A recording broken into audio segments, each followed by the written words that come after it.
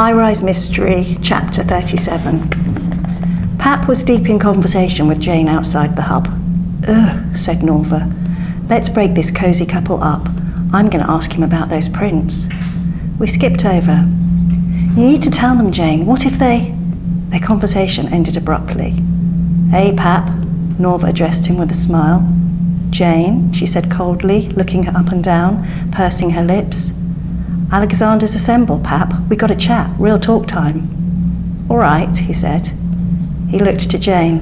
"We'll continue this conversation later, okay?" Jane nodded, seemingly exasperated. She walked away. "That's right, off you pop," said Norva under her breath.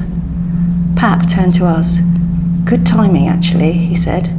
"I need to come clean about Frid. He started. He didn't finish." A deafening siren wailed and screamed at us. Lights blinked brightly in the afternoon sun. The police had returned to the try, and oh, what an entrance. A car screeched to a jerking halt in front of us, 3 rabbits in the blue lights. The car door opened and Katie stepped out. She put her hat on and smoothed her uniform. She walked over to us, her fists clenched. She bit into her lip. Her eyes were red. My heart fell through my chest and settled in my stomach. "Katie," Norva whispered quietly. "No, don't, please." "Joseph Alexander?" Yes," Pap replied, confused, slightly laughing. "You know who I am, Katie." Katie closed her eyes. A tear rolled down her face.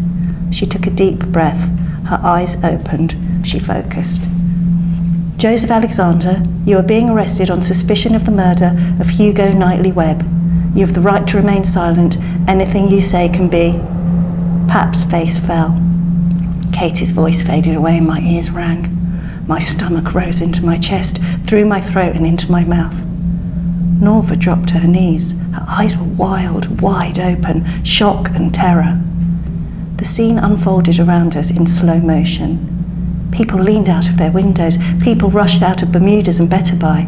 People surrounded us. They held their phones high in the air, capturing every single moment.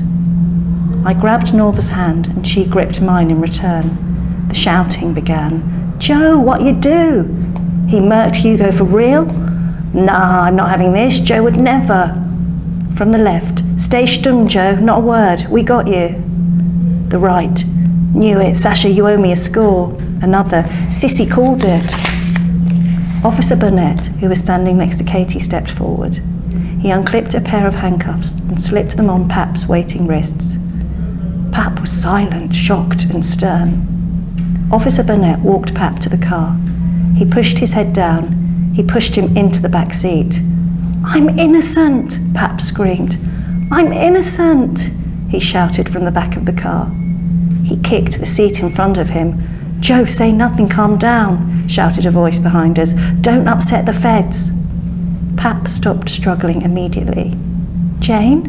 His eyes scanned the crowd. "Jane," he found her. "Get the girls."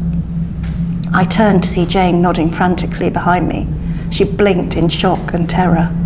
"Girls, my place, now." She pushed her way through the crowd. Officer Burnett slammed the passenger door and sat in the driver's seat.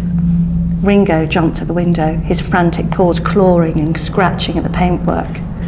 Pap looked at us and down into his lap. The car screeched away. Norva remained on the ground. Her left knee bled slightly. She held a weak grip on Ringo's lead as he licked at her face, concerned.